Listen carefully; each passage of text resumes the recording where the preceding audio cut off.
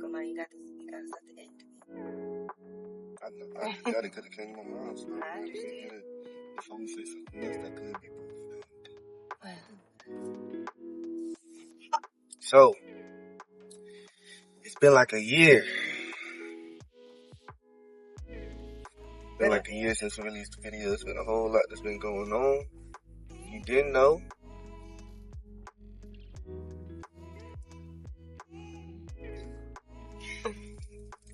But, yeah, so this is my fiance, the queen of NLT. I'm the king of NLT. That's good, looks good. But we started the day off right. Just dropped off a little one. About to go ahead and see what the day has. What we were talking earlier. Friends. You're talking about people not showing up the way you show up? Yeah, so it's just like, I don't know about y'all, but I got a big heart. And it's easy for me to just do a lot more for others than they do for me. I'm trying to work on that because people like that get taken advantage of all the time. But at the same time, like I tell you all the time, don't let anybody let you not be you. You gotta be you regardless. You gotta protect yourself for sure. But you gotta be you regardless. But definitely, people not giving you what you put in. Pull back. Nothing wrong with that. You gotta protect your energy because energy never dies. It's transferred. So if people draining it, you just not gonna have it. They gonna die. Yeah. I agree. And we were watching a podcast yesterday, Mel Robbins' podcast about, you are who you hang around, and it's just like it's better to surround yourself with people who have big hearts if you have a big heart. You know what I mean? Because that energy is easily transferred, and being around people who don't fill you up or feed into you can eventually bring you down or have you feeling a little lost. So I think it is important to always surround yourself with people who have similar mindsets or where you guys can align when it comes to ethics, morals. Yeah, it's just like, it's funny. Me and Lauren, we went outside this morning and we saw all the birds flying over. Like, I'm sure y'all seen plenty of days where it's like thousands of birds just flying across the sky. And I just told her, I was like, birds of a feather flock together. Like, they're all going to a different bush or they're going to a different area, but they all stayed in the pack. And that's the same thing with friends. It's just like, who you hang around is going to be an example of you. And I think something I heard in Mel Robinson in a podcast, he was just saying that sometimes opportunities skip over you just because they'll see who you're surrounded around, and they'll just assume they have to be just like them.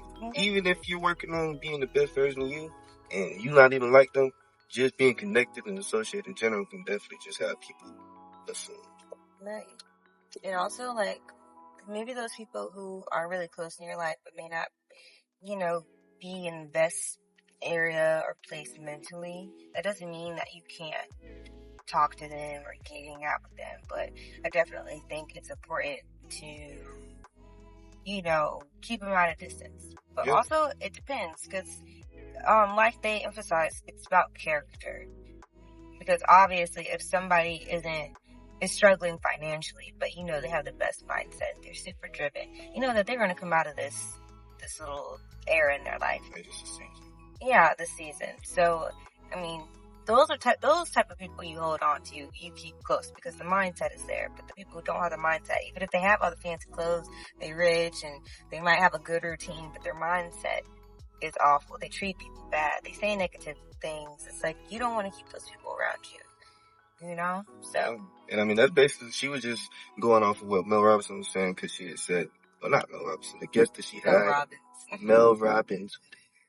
But the guest she had, Trent, he was just saying that basically, if you wouldn't trade your life with that person, then you shouldn't be friends with them. And it's like, to an extent, that can be extreme, but like she said, it's more the character.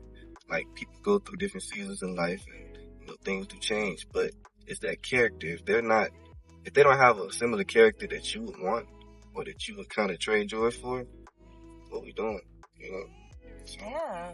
Like, I think about the friends in my circle. I mean, I love my life, so I wouldn't want to trade my life for nobody. But if I had to, But if I had to trade my life with my friends, it's definitely doable. You know what I mean? Like my friends in my circle, they have good mindsets. Their lifestyles seem to align with, mine too. I mean, we don't do everything alike, but my friends are go-getters. They dream big, and that's what I do. So I would definitely trade lives with them temporarily because I love my life. But I wouldn't have a problem with that.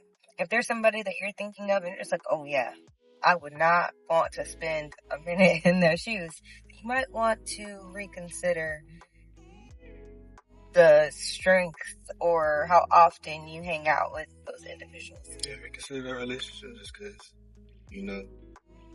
it's your life and you only get one.